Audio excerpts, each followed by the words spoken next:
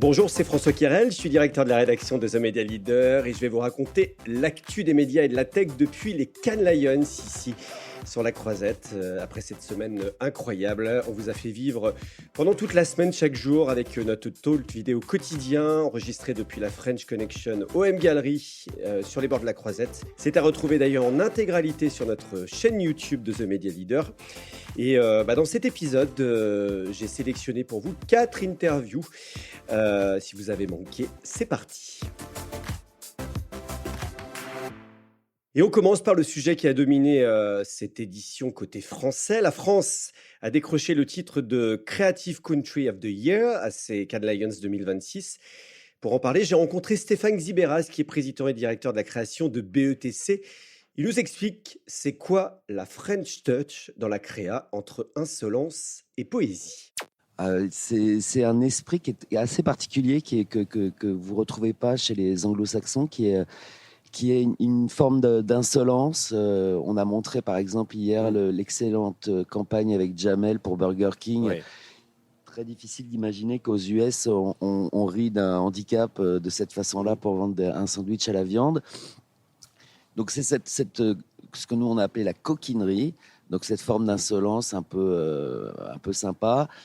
Il y a évidemment une forme de chic et de craft qui nous est propre. Voilà, tu parles de Très de la poétique, France. hein, Mercedes Serra parlait de poésie, qui était quand même cette spécificité française que personne n'a en fait. Tout à fait, qui est une forme qui est une forme assez littéraire en fait, puisqu'on a une langue qui met du temps à se développer avec les mots, là où l'anglais est beaucoup plus rapide. En fait, l'anglais américain est beaucoup plus rapide et condensé.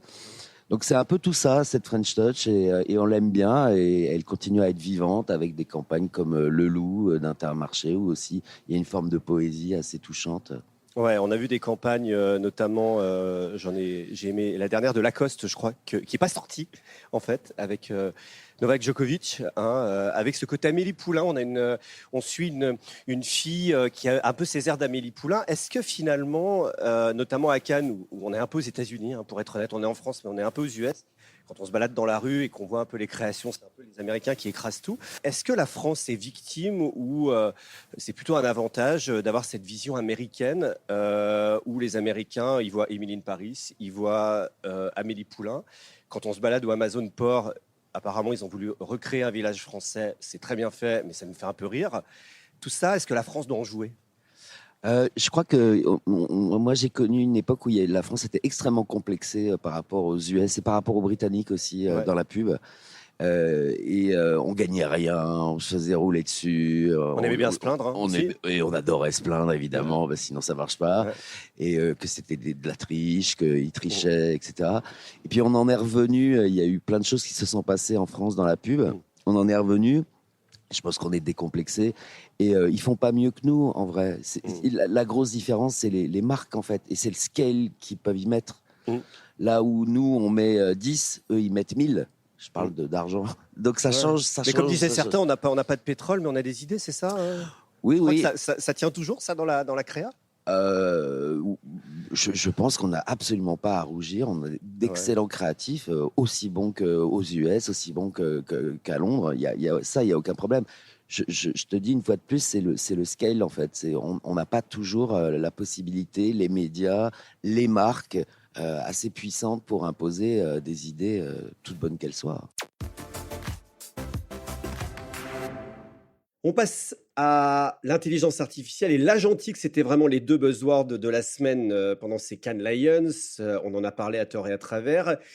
Et j'ai rencontré justement Adrien Masson, le patron d'Amazon Ads en France, qui nous a dévoilé des fonctionnalités très originales sur Alexa, vous savez, avec les appareils Echo et la possibilité désormais d'insérer des publicités dans l'assistant vocal. Mais pour l'instant, c'est uniquement aux États-Unis, mais c'est très intéressant. Écoutez-le. Donc en 2025, on a plus de 300 millions de clients qui ont interagi avec nos solutions agentiques. Donc là, je parle de commerce, je ne parle pas de publicité.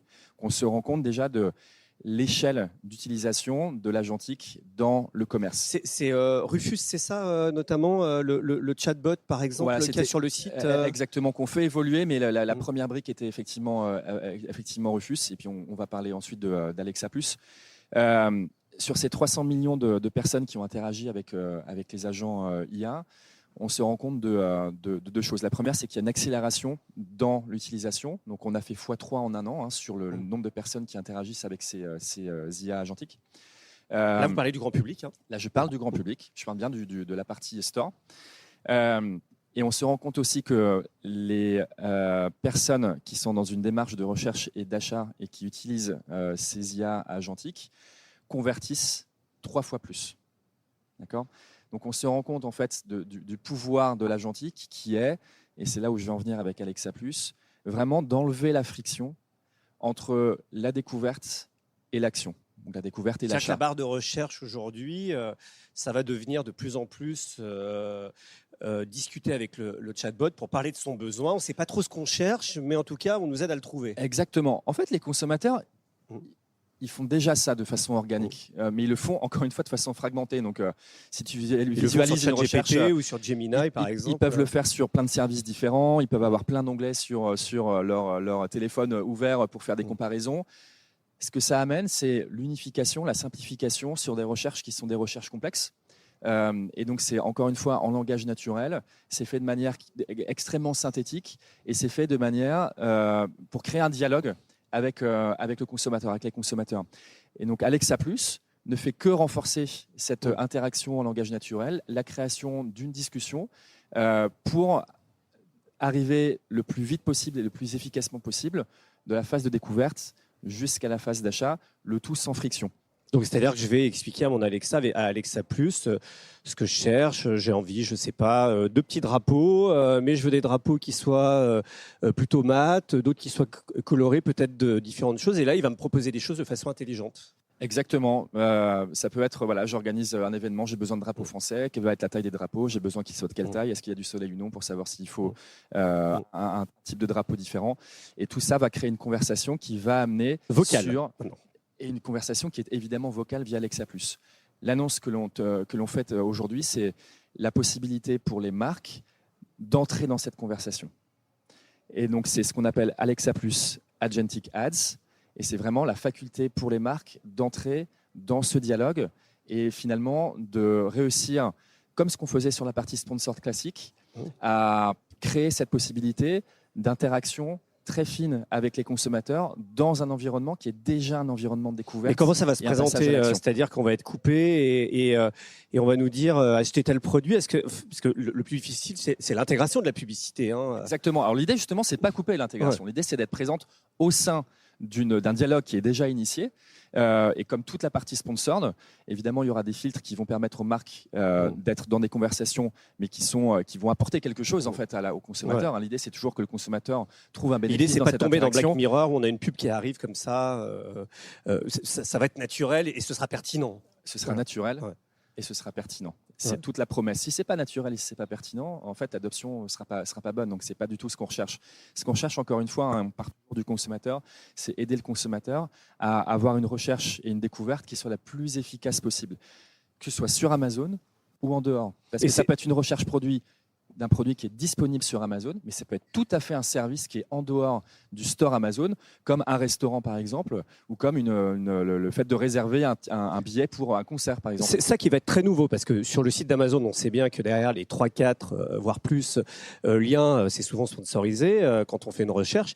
Là, l'idée, c'est que vous alliez un peu plus loin, vous allez un peu sur les terres de Google, où derrière, vous allez proposer d'autres choses, et notamment du service, que ce soit des vols, des restaurants, des choses comme ça. Exactement. Alors, on va surtout sur les terres des consommateurs. Les consommateurs, eux, ils ont besoin d'avoir des recherches sur Amazon et en dehors.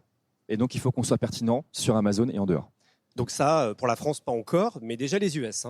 Lancé aux États-Unis, more to come pour la France. Et toujours sur l'intelligence artificielle, Meta a fait plusieurs annonces majeures à Cannes. Pierrick Dutoit, directeur général de Meta France, Les a détaillés au micro de Vincent Taubel. Outils créatifs IA pour les agences, déploiement des AI Business Agents avec 1 milliard de conversations par semaine entre entreprises et particuliers et une accélération forte sur le shopping avec du live commerce intégré d'abord à Facebook puis à Instagram et un créateur et une créateur marketplace couplée au partnership ads. On écoute Pierrick Dutoit. Alors effectivement, beaucoup d'annonces dans plein de domaines. On va commencer par le domaine de l'IA, dans un premier temps, avec des outils d'IA qui sont mis à disposition, entre autres, des agences intégrées, pour pouvoir évaluer toute la partie créative, savoir si ça se passe bien, si on peut scaler avec ça, etc. Dans ces annonces aussi autour de l'IA, on déploie plus de traduction automatique dans différentes langues pour du texte et pour de la voix. Donc, on rentre dans cette logique d'utiliser l'IA pour pouvoir performer mieux, avoir encore plus de capacités et pour aider les équipes à être meilleures. Donc ça, c'est sur cette première partie. On a une deuxième partie toujours liée à l'IA, et j'étais d'ailleurs à un petit déjeuner ce matin, sur nos AI Business Agents. AI Business Agents, aujourd'hui, on a 1 million d'entreprises dans le monde qui utilisent nos business agents pour pouvoir répondre à des clients sur ce qu'ils font, comment ils le font, etc., prendre des commandes. Et on a plus d'1 milliard de conversations aujourd'hui par semaine entre des business et des particuliers. Donc on est vraiment, on parle de l'agentic AI, de l'IA, là on touche sur du concret. Alors, il y a beaucoup d'annonces, attention, on va prendre un peu de temps. Alors, derrière, on est là pour ça. Alors, shopping aussi, on lance des choses qui sont très intéressantes en shopping. Ouais. Je vais commencer par le tagging, le marquage en fait, qui est possible sur des produits pour que les créateurs puissent s'affilier et donc se rémunérer avec ça. Donc ça, c'est vraiment quelque chose qu'on fait qui est lancé dans 22 pays. Ça va aider l'écosystème des créateurs. Donc ça, c'est sur cette partie shopping. On va lancer aussi des publicités en direct pour faire du shopping aussi, dans lequel les gens, en regardant le live, pourront sélectionner les produits, regarder et les avoir derrière. Donc on a vraiment, en termes de shopping aussi, on passe à la vitesse supérieure, intégré d'abord dans Facebook et puis ensuite dans Instagram. C'est important parce que c'est une demande de beaucoup de nos clients de se dire mais quand est-ce que je peux commencer à être intégré un peu plus sur ça. Ensuite, en termes de créateurs et des plateformes de créateurs, on a cette créateur marketplace que l'on a qui se développe et qui va venir aussi se mettre dans un hub avec ce qu'on appelle les partnership ads. Donc c'est la possibilité pour les advertisers d'aller sélectionner des créateurs et de lier ça à la publicité pour pouvoir amplifier les messages organiques qui sont faits sur ça. Et donc là aussi, l'objectif c'est d'avoir quelque chose qui est pour les utilisateurs, enfin pour les clients et pour les créateurs, beaucoup plus pratique, beaucoup plus simple et beaucoup plus fluide, encore une fois, pour tout cet écosystème-là. C'est une petite parenthèse, mais c'est une volonté de se rapprocher peut-être de TikTok à un moment, justement, sur cette partie créateur économie. Nous, en fait, c'est surtout de se rapprocher de nos créateurs à nous, d'écouter ce qu'ils font, nos créateurs et nos clients, pour qu'ils puissent faire des choses ensemble. Ce que font les autres, c'est très intéressant, mais nous, on a regardé d'abord ce qui est important chez nous et comment ça fonctionne avec nos clients, et on pense que ça va bien marcher. Et puis une annonce inédite également dans les médias français. Cécile Chambaudry, présidente de Énergie Globale, a présenté au Cannes Lions une offre satisfait ou remboursé. C'est inédit. Une offre réservée aux annonceurs qui n'ont jamais fait de radio ou d'audio. Le dispositif s'appelle même Test and Success. Création prétestée, média planning sur mesure et engagement sur un uplift minimum de 10 points sur 3 critères, le drive to store, le drive to web et l'intention d'achat. Sinon, la campagne est remboursée. On écoute Cécile Chambaudry. Notre média, on sait qu'il est efficace. Partant de là, quand on rencontre des annonceurs qui ne font pas de radio et d'audio, ils peuvent être frileux parce que ça veut dire casser des stratégies médias qu'ils font traditionnellement et qui pour eux fonctionnent, sachant que ça pourrait fonctionner encore mieux s'ils faisaient de la radio et de l'audio. C'est-à-dire que c'est un peu, ils font de la télé, un peu de YouTube, un peu de social. Exactement, et ça roule comme ça. Donc, nous, on a plein d'études, tu le sais, qui démontrent en plus l'apport que peut avoir la radio et l'audio par rapport à justement de la télévision, par rapport à du social. Et nous, évidemment, on a très confiance dans notre média. Bon, et quand on dit ça à un partenaire, il nous dit oui, mais bon, c'est parfois difficile de franchir le pas. Donc, ce qu'on a décidé de faire, c'est de dire, nous, en confiance, on s'engage très fortement. C'est venez tester notre média et si ça ne fonctionne pas, on vous rembourse. Alors après, il y a un certain nombre de critères, évidemment, pour accéder à cette offre. Et un des premiers axes, c'est celui de la créativité, justement. C'est pour ça qu'on fait l'annonce au Cannes Lions, c'est parce que pour qu'une campagne radio-audio soit réussie, Oui, parce qu'il y a la création, il y a plein de choses. Voilà, c'est-à-dire qu'il n'y a pas que le support, il y a aussi ce que je mets dans mon message. Si on lit l'annuaire à la radio, on ne va pas vendre des annuaires. Et voilà, donc il faut que la création soit impactante, efficace. Donc, ce qu'on propose, c'est qu'un annonceur qui veut justement venir tester le média, soit il arrive avec une création qu'il a déjà faite avec son agence, mais on l'a une bonne création et on va la pré-tester pour vérifier en amont son efficacité. Ou s'il n'a pas de création, on a Spot Machine chez nous, que tu connais, et qui est en capacité de faire une création efficace. Ensuite, deuxième point important, c'est qu'on construit le média planning pour répondre au mieux aux objectifs de l'annonceur. Et troisième point, on post-teste la campagne. Et là, on s'engage sur 3 critères d'intention, le drive to store, ou le drive to web, ou l'intention d'acheter. Et on s'engage à ce qu'il y ait un uplift de 10 points minimum. S'il n'y a pas ces 10 points d'uplift, on rembourse la campagne média et le test. En vrai, voilà. Vous prenez pas beaucoup de risques. J'imagine que vous n'allez pas en rembourser a priori. On prend un risque quand même, ouais. Mais j'allais dire c'est une marque. Tu vois, on y va avec notre conviction, avec notre passion du média et notre conviction que le média est efficace. Et après, ce qu'on veut aussi démontrer à travers ça, c'est qu'il y a un cheminement pour que ça fonctionne. Ça repose évidemment sur la qualité des médias sur lesquels on est et la relation de confiance qu'il y a entre le média et les auditeurs, mais ça repose aussi sur de la créativité. Et c'est ça qu'on veut aussi faire toucher du doigt aux annonceurs qui vont venir avec nous. Voilà, donc, ceux qui seront remboursés. Alors, ça va avoir un nom qui sera Test and Success, parce qu'on sait qu'il y aura de la réussite. Sinon, ça fait un peu produit de grande consommation, sinon, satisfait remboursé. Oui, alors ça c'est sûr, mais c'était aussi pour marquer les esprits. Et donc, ça sera Test and Success.